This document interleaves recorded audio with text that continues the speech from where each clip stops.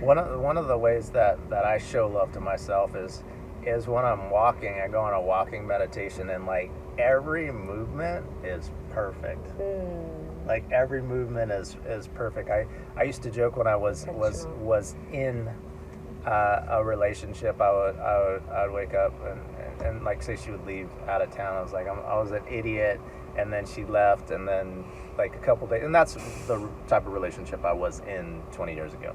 But I would say like after 2 days, I was like, oh, not that bad, because it's like oh, don't throw that stuff on the ground, don't do this. It's like it's a lot of different stuff, and that happens on both sides. There's no questions about that.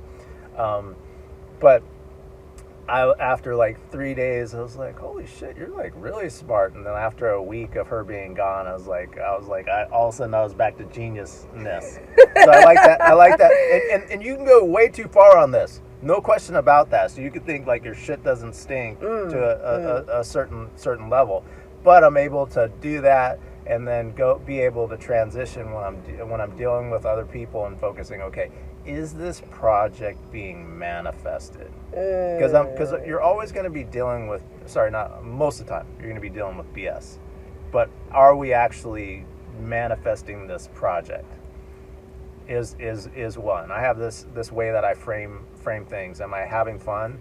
Having fun has to do with excitement, sustainability, because I know if I get bored, I'm not going to be sustainable about it, because I'm not suffering one little bit to save the world. Because I know then I get in the realm that I was like, oh, I hate the world, I don't want to do this, and then I'm going to sabotage. And I don't believe that we should ever, I don't believe we have to compromise. For sure. Yeah. I think a lot of times that's just a power play. That's a lot of ego on a lot of different forefronts. Am I having fun? Am I being conscious? Is this project making the world better? Am I being conscious in that way? And then making money, and the full formula combined is building value by hitting those three things. The mind sees things in threes, so I like to always simplify things and put it in threes. Am I having fun? Am I being conscious? Am I making money?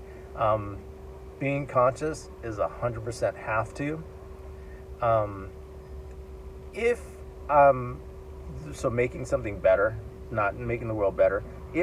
Sometimes if it's neutral, it's like, okay, this thing kind of sucks. It's neutral. It's not doing that.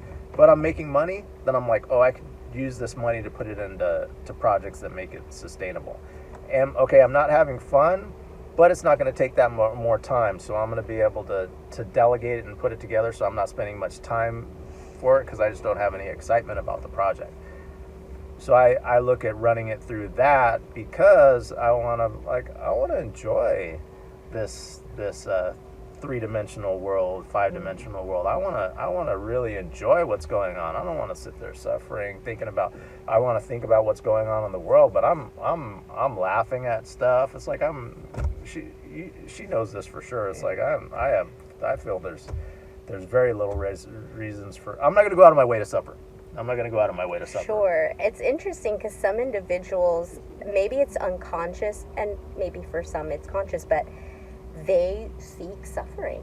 Like, it's normal that suffering is just an inherent part of life, and they seek that through their choices. And then they wonder why they don't have success, they don't feel fulfilled, X, Y, and Z. They're not healthy or well. I think about those. I haven't seen a woman like this now, but those women back in the day that were wearing all black. They probably were never married, and their husband didn't die. But they're sitting there with their rosary beads, and they're like stand like this and everything, and you look at that person, it's like, oh, she really loves God like a lot and everything, but it's a lot of times that's we're all actors in a lot of different ways, but a lot of that's just acting. Because if you take Mother Teresa, and I'm sure somebody's gonna get mad at me, but unpopular opinion. Yeah, Mother Teresa, and I may have brought this up several times. And Mother Teresa, while she's watching those kids dying, the Catholic Church could have fed them with the gold that they stole from a lot of different places at some point in time. And like, they could have fed those children and just instead of just helping them find Jesus. Sure. Yeah. So Mother Teresa was being used by the Catholic Church. It was nice that she was there, but she should have been speaking up against them, saying, "Why don't you feed these motherfuckers?" I mean, she didn't have to cuss. Yeah. Now we got to get on her for cussing. Come on, Mother Teresa, you're better than that. I'm always curious about, the things that happen behind the scenes that we don't know about. Like what you're proposing. Like, was Mother Teresa really? Don't hate on me for this comment, but was she really a good Samaritan? Was she really, did she really provide that? Or was it what you're saying? Is she a martyr? Or behind the scenes, was she advocating for these things, but didn't feel that she could publicly speak on these topics?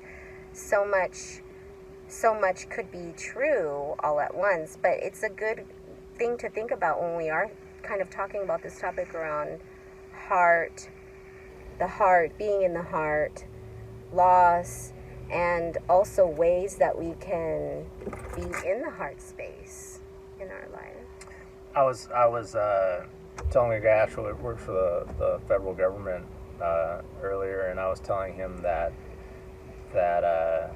I'm a hippie that was raised by a military man, and what that means in general is I actually want to solve the problems that when I'm in a group and individually complaining about, because a lot of times people would do a better problem just doing nothing. Because they want to keep these problems alive. For sure, it gives them something to talk about, to criticize. For sure. Yeah. Because it's like I knew this guy who was had like the autism that Bill Gates would have, and they don't call it Asperger's anymore, but would have that type of autism. And he had many different, he's a spiritual guy, and he had many different answers with copper and different things to help ground a lot of people. He'd go over to these autistic organizations, and they didn't want to, they would listen to him, but they didn't want to actually solve problems to it. And you can even speak their language a lot of times. You can say, okay, I can find funding for you, and a lot of different things. And these people will go in there, and they don't actually want to solve these problems because, and I know we all have that on certain level. What is a security guard? A security guard bouncer in a bar wants a certain level of fights to happen because that creates job security. Right, exactly. So we all are privy, and we all have a certain integrity that comes up, that am I really, as healers, are we really helping people resolve issues, or are we just like the mainstream medicine, in my opinion, just keeps people sick? Yeah. Are we doing that on some level? There's always a challenge for that, and there might be okay, I'm gonna charge people a lot because I'm gonna figure stuff out in an hour. That might be the happy medium in between the being in the world but not being of the world. That might be the happy medium, or finding a way to be able to. I find ways to be able to help people without charging them, because for one, I feel everybody goes too slow for me, and I like to slow things down. But everybody wants to slow, and then they're relying on, because there's certain like for instance, a homeless person, and I've kind of went into this, but a homeless person that is wearing a suit is gonna, like a real nice $1,000 suit, they're gonna have to come up with a real good story for people to give them money. Sure. They got to be a little dirty. Sure. I've heard this in India, and I've seen many different programs that they'll put acid on some kids there to give them deformities so they can make more money. Gosh. Yeah. Yeah. So that doesn't happen here to that extreme, as far as I know, but what if we want to survive, the homeless person knows certain, like I've had people that have come up to me and said, oh, I just got out of the hospital situation. And intuitively, I know they didn't just get out of the hospital, but they knew one time they got out of the hospital and that worked for them. So they're able to use that story again. We all do that. We're what we are is we're a bunch of atoms and quirks that figure out how to strategize to be able to get what we want in this world. Survival mechanisms. It's also a form of intelligence, because you see that in children. For sure. You know, they learn like what context, how to say what to get what they want and need. It's really interesting. Yeah, and we are children, but it's all about doing it in a more conscious way. Yeah. We all do it. It's all about doing it in a more conscious way. Yeah. You know, for a long time, I worked in nothing but I nonprofits. didn't know that. And do you know atheism is the only nonprofit organization? Interesting. Nonprofit. Interesting. You know how I'm spelling profit? Yeah. Yeah. Okay. Dad joke. Dad joke. Or in my case, daddy joke. So I've spent a lot of my life invested in nonprofits because I was believed that nonprofits are for the people, and they were do-good organizations, entities. And so I poured a lot of my professional life into a lot of different organizations. And I've always had a very deep passion for learning, for growth, for supporting people in that journey. And so started with very young children and then kind of worked my way in many different types of fields or disciplines. But in my years of spending time in these nonprofits, I soon learned exactly what you're saying. That it doesn't profit the nonprofit to solve the issues within the population that they serve. That's why they don't ask the people what they want or need. Because when I was working in these institutions, one of the last one, and I will leave them nameless, they were a $1 million+ dollar funded agency. They received a lot of monies to specifically help to bridge community. And my particular role was intended to work with community, create networks, and build collaborative relationships and gatherings, events for people to tap in.